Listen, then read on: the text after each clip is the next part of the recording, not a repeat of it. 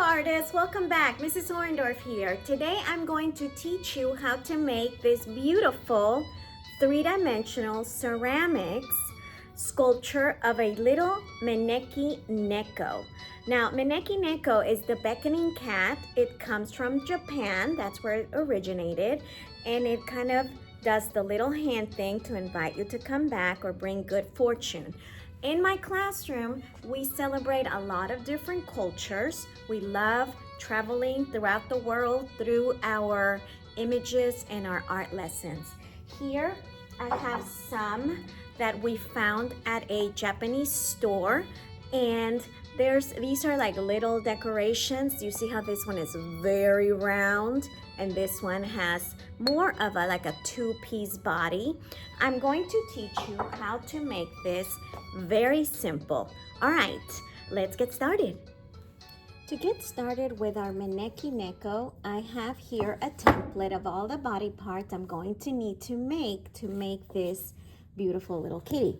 I have here my clay. This is Longhorn white clay, and this kind of clay comes from the earth. It does not come from a machine per se with plastics like Play-Doh or Model Magic. So it's very important that we don't, if we make a mistake, we don't wad it up like Play-Doh and try to start over.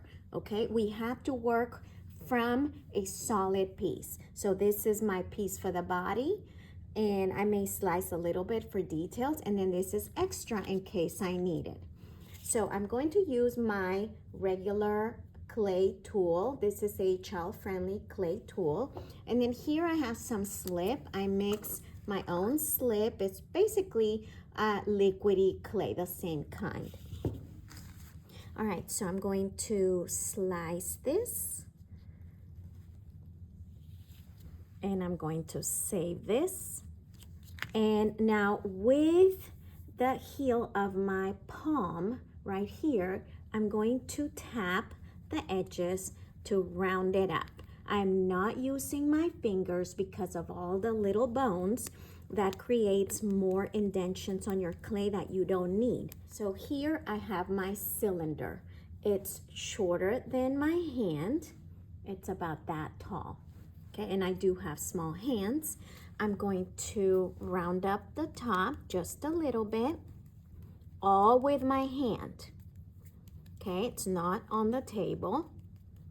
And with clay, you always have to be gentle. You work a little bit at a time, and you have to be patient and gentle. And I'm going to lightly tap it on the table to flatten the bottom. Okay, now I have this old marker. I'm going to put the marker inside to create space inside. Clay that goes in the kiln cannot be super thick because it doesn't stand the high heat, and then it breaks. This could make a tall, skinny cat, and if you want it to be shorter and wider, like this example, you can gently, notice how I'm holding it, it's not on the table. With your thumb, you can gently push the clay out a little bit to widen that space inside. If your clay becomes a little bumpy, you can rub it smooth with your fingers. This clay is fresh. If you have clay that starts to crack a little bit because it didn't have enough water, you can get a little bit of slip or a little bit of water with your fingertips and rub it. I always tell my students that the water is like lotion on dry skin for the clay. It moistens it and it softens it, but only a little bit. If you use too much, then you end up with kind of like mud. It becomes slip. I think it's pretty good. And if your edges become uneven like this after rubbing it gently, keyword today is gently, then you can tap it again on the table. I am ready for my details. Now we are going to build a coil. A coil is basically like a string of clay. I know that many of you have made this, and notice how now I'm cutting the shape or sort of the size that I need with my clay tool. I'm not pinching the clay apart, okay? And if that's too much, then you can always make it shorter. Now I'm going to roll it between my hands, but I'm only using my palms. I'm not using my fingers. So I'm going to roll it, and it's starting to be a string of clay. Make it, I would not make it very thin. I would make it about the thickness of a pencil or the thickness of your pointer finger. Notice how I said pointer and not pinky, because if you have pieces of clay that are way too thin and they're poking out, then they could break. It's also the way you are going to make your collar. Okay, and you can always, if it's uneven, like you put it on there and you see how some areas are a little bit thicker and then some are a little bit thinner.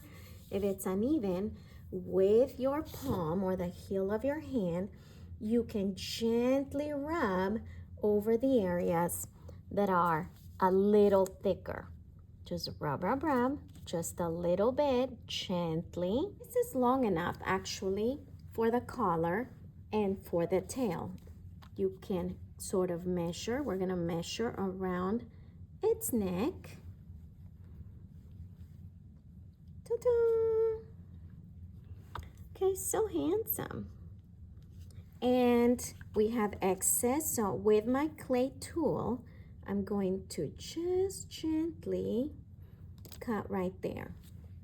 Now this is a sort of estimate of how long your clay should be, but in the end, they're all gonna be a little different. Yours, the person sitting next to you, if you're doing this in class, because we all create different things. Some of them might be taller, some of them might be wider. That's why you have to measure your little person, okay?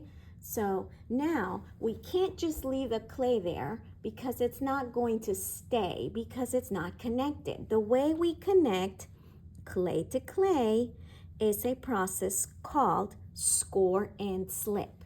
This is score and slip. I have here my little scoring tool. Kind of looks like a tiny rake or a little metal fork. And we also use a pencil if you don't have one of these little items. So what you want to do is score some lines on the surface that's going to touch the other surface of the clay.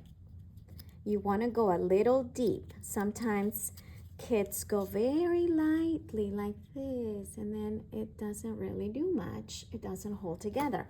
What you're doing, if this is your clay and this is your other piece of clay, with this tool, you are cutting slits through the clay, and then on the other side too, and then you put some slip, and then when you connect, they do this.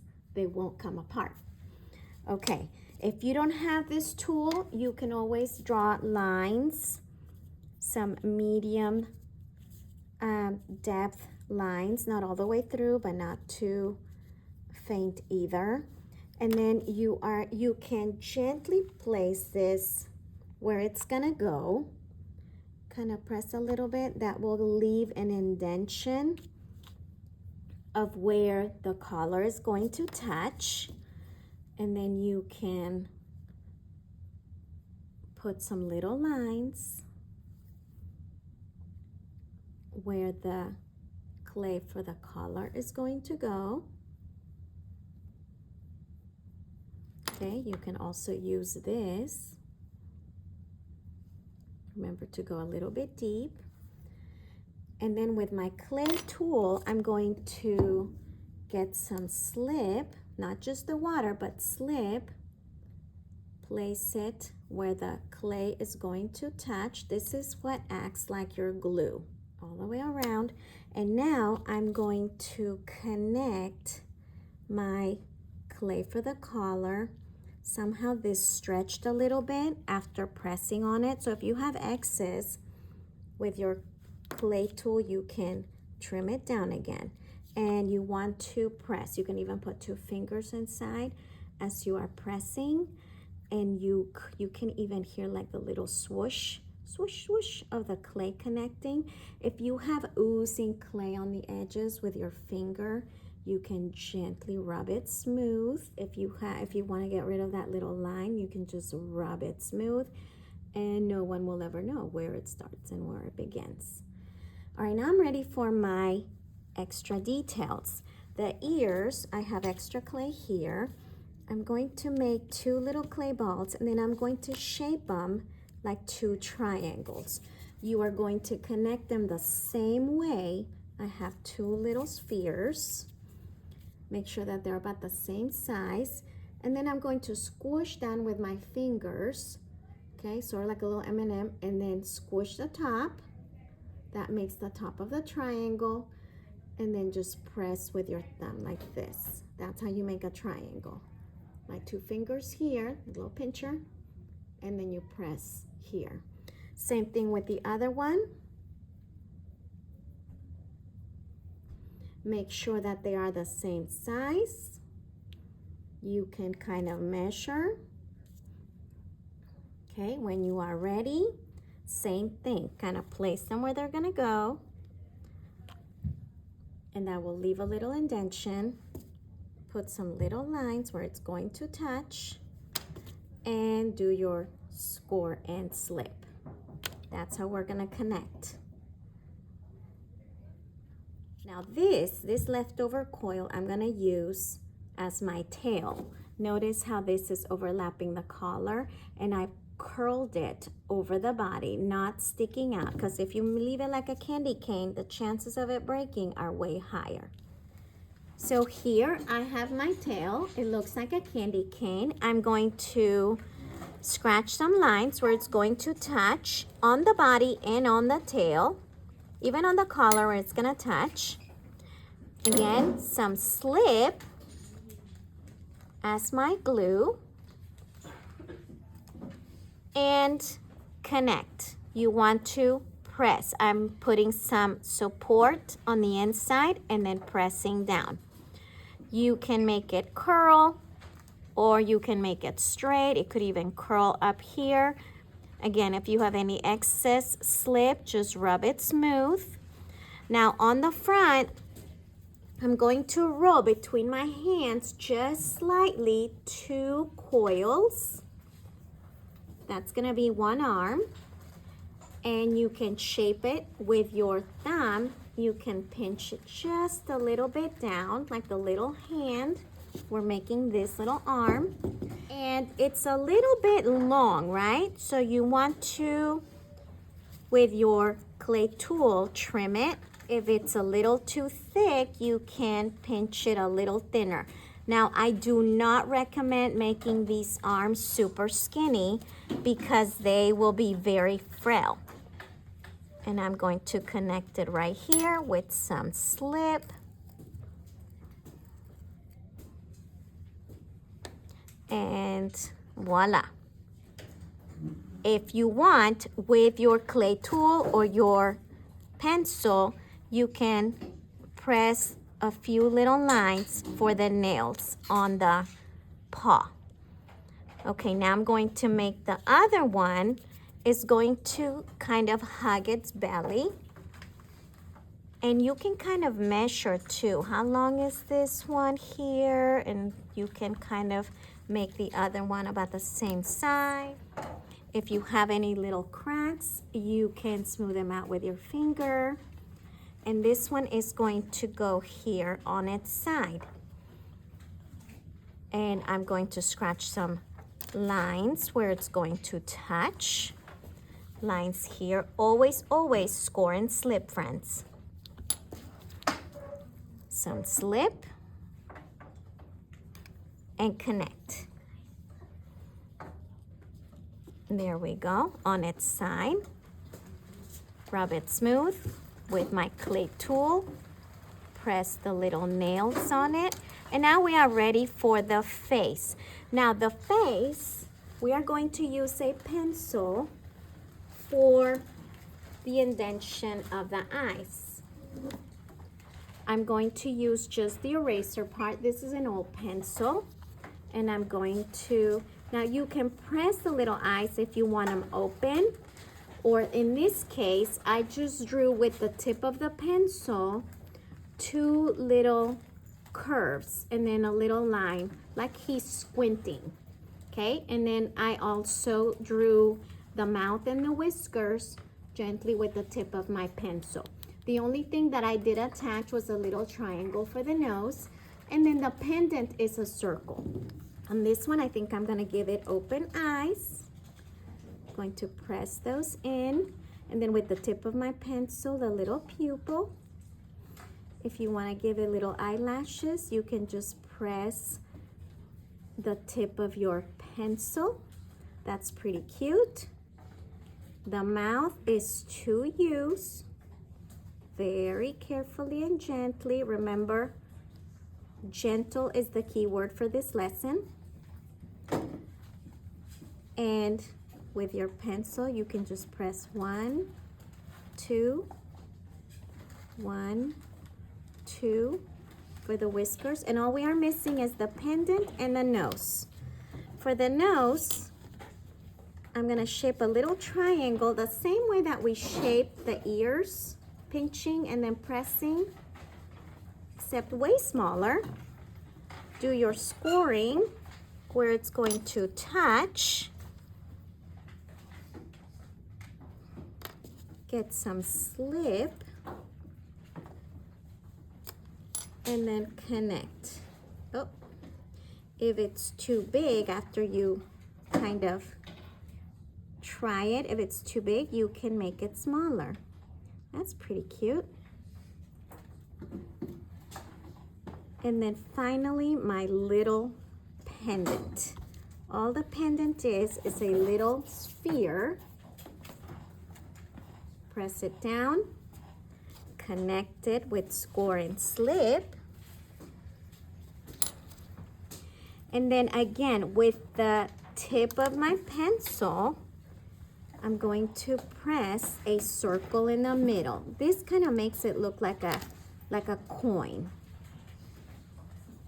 And ta-da! This clay is going to go in the kiln, and with special glazes, you are going to paint it. You want to do 3 layers with your brush. Rinse your brush between the colors, and then it's going to go in the kiln a second time. After it comes out, it's going to be nice and shiny, and you can take it home. Enjoy this lesson. If you don't have access to clay at home and you want to try this, you can make this with Model Magic and just let it air dry, and then you can color it with Sharpies or acrylic paint. Enjoy your little lucky cat. See you next time.